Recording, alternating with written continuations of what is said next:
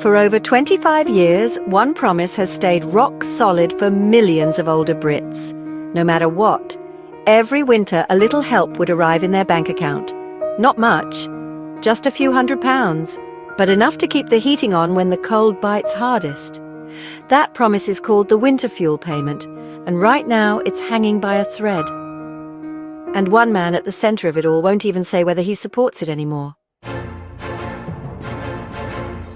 It started quietly, just another line in a budget report, easy to miss. The government was planning a major shift, ending the universal winter fuel allowance. No longer would every pensioner get that support. Instead, only those on certain benefits or below a specific income threshold would qualify. Overnight, millions could lose out, including middle-income retirees who've paid taxes their whole lives, counting on that small lifeline. The reasoning? Savings? Targeting? Efficiency? But to many it felt like betrayal. Then came the backlash, fast and furious. Charities called it cruel. Doctors warned of a spike in cold-related deaths. Pensioners shared stories of choosing between food and warmth. One woman in Yorkshire said she hadn't turned the heat on since October because she was already dreading the bill. And now this? The media jumped on it. Headlines screamed, pensioner punishment. Protests popped up across the country. Even some MPs from the ruling party started speaking out. Quietly at first, then louder. This wasn't just policy, it was personal. And right in the middle of it all stood him, the man tasked with defending the indefensible. In a live interview that quickly went viral, he was asked a simple question. Do you support universal winter fuel payments? Yes or no? You'd think that would be easy. But instead of answering, he danced. He talked about the mess left by the last government. He praised the NHS. He mentioned free school meals. Anything except a straight answer. The host pressed him, again and again.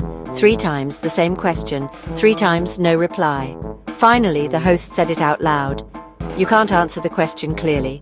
And just like that, the moment became a symbol of something bigger. Politicians dodging hard truths while ordinary people freeze. But here's what makes it worse.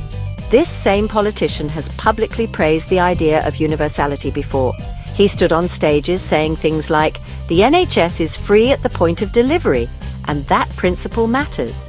He pushed for universal free school meals, arguing that no child should be singled out for being poor.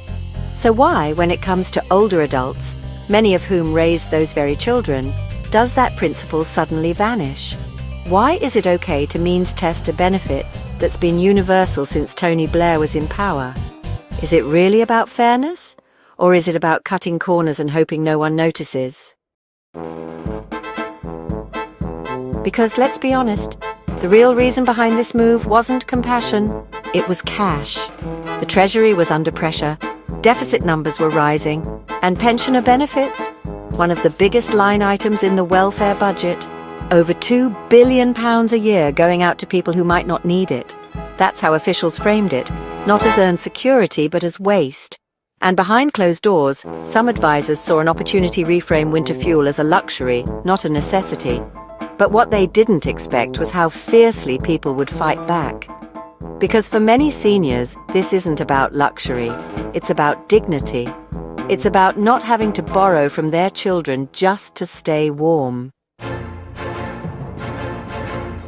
Now, suddenly, almost suspiciously, there are whispers of a U-turn. Leaked briefings suggest the government might backtrack. Some ministers are saying the policy is, well, under review. Others claim the original plan was misunderstood. Coincidence? Maybe. Or maybe they finally realized the political cost was just too high.